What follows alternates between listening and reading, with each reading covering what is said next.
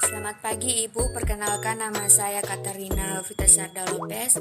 NIM saya adalah 5201012. Di sini saya akan melakukan pemeriksaan atau suatu pemeriksaan dari kasus pasien cerebral palsy. Otak adalah organ vital dan kompleks yang dilindungi oleh tengkorak dan selaput otak atau yang biasa kita disebut dengan meninges. Bersama dengan sumsum tulang belakang dan saraf, otak menjadi pusat perintah dan sistem saraf manusia. Jadi di sini saya akan mengambil suatu kasus dengan diagnosis cerebral palsy adalah kelainan pada gerakan otot ataupun postur yang disebabkan oleh perkembangan otak yang tidak normal. Penyebab dari cerebral palsy itu sendiri dipicu oleh sejumlah faktor, yang dimana yang pertama adalah terganggunya suplai darah ke otak menuju janin. Yang kedua adalah kurangnya suplai oksigen pada otak bayi atau biasa disebut dengan afisia selama proses persalinan. Yang ketiga adalah perubahan pada gen yang memiliki peran dalam perkembangan otak. Selanjutnya adalah radang otak atau selaput otak atau meninges. Yang terakhir adalah cedera pada kepala, semisalnya akibat terjatuh ataupun kecelakaan. Terapi yang akan digunakan pada pasien cerebral palsy itu diperlukan dalam mengatasi gejala cerebral, yang diantaranya adalah terapi okupasi dan terapi bicara. Di sini terapi okupasi merupakan tujuan dalam membantu pasien menangani kesulitan dalam beraktivitas.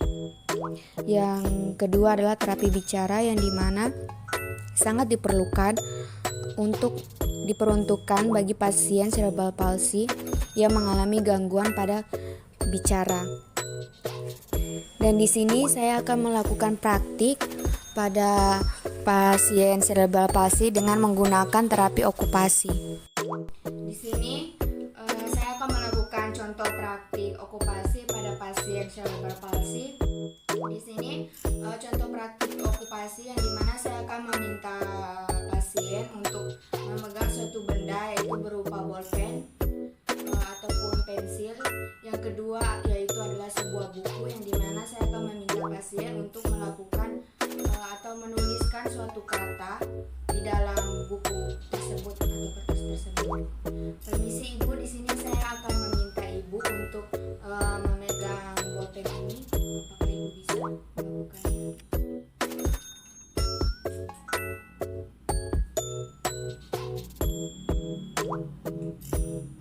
Di sini ada buku Ibu, mungkin Ibu bisa melakukan atau menuliskan suatu kata di buku ini.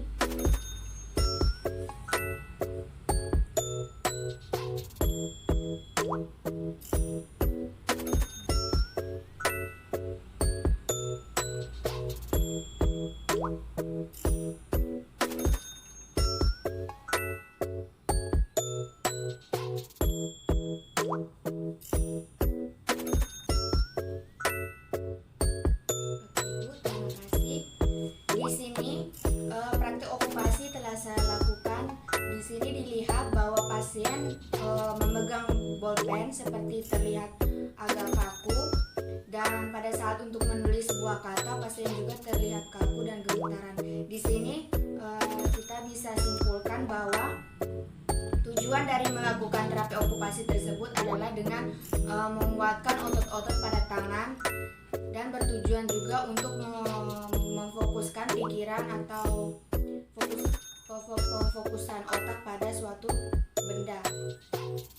Yang selanjutnya adalah terapi bicara, yang dimana di sini saya akan meminta pasien saya untuk mengikuti suatu kata dari saya yang saya ucapkan. Di sini kita akan melihat bahwa pasien akan sedikit gangguan dalam berbicara.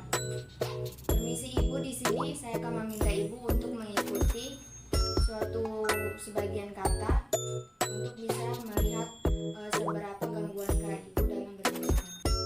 Kata yang pertama adalah sepatu. Apakah Ibu bisa berbicara kata sepatu? Oke, terima kasih Ibu.